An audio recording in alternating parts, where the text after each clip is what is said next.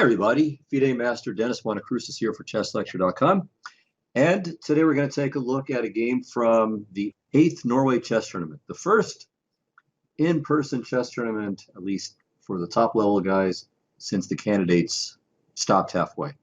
So it's good to see the players back in action, and well, it's the Norway chess tournament, and the game we're going to take a look at features the two Norwegian players going at it. Magnus Carlsen has white, Aryan Tari has black. And let us jump into this very instructive and nicely played game. So the game reminds me of, well, can remind me of lots of things, but one game and one person in particular. So the game I'm reminded of is one I've done for chesslecture.com. That was a game between Polgar and Anand from Vaikonze, and I keep forgetting the year. I think it's 98 plus or minus 1 year. And that was a Najdorf that Polgar won in very just straightforward positional style. I mean, her bread and butter is to just win with, tactical trickery, and she was fantastic at that. But this game was just a very, very smooth positional win for her.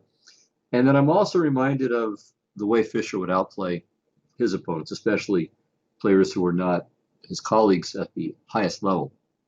So let's take a look and see what Carlsen managed to pull off in his game with Tari. Okay, so we start off with Ruy Lopez.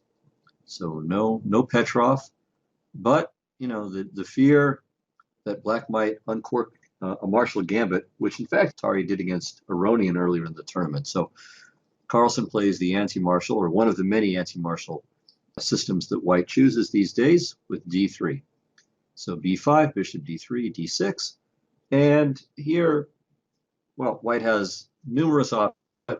Now that Black has played d6, so you should note that this Spanish, or almost Italian-like bishop, depending on the setup that White ends up choosing, and the way the Italian game goes, I mean, there's heavy overlap strategically, and even occasionally you get the exact same position through both the Italian and the Ruy.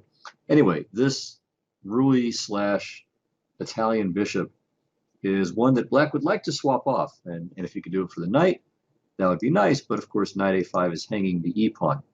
But whenever you get to a position like this and Black has then played d6, you do have to be aware of this possibility of knight a5. So in positions like this, most of the time White's either playing c3, a3, or a4 to preserve this piece from exchange. And a3 has indeed been the rage for some time. I don't think it's really delivered all that much by way of results, however. Play typically goes like castles, knight c3, knight a5. There's also bishop to e6, but knight a5 is overall the most common choice. Bishop a2, bishop e6, b4, bishop a2, rook a2, knight c6.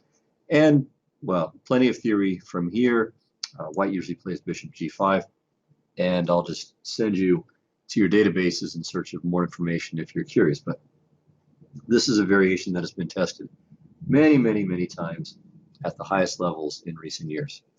But it's not what was tested in this game. I'm just letting you have some sense of what the options are.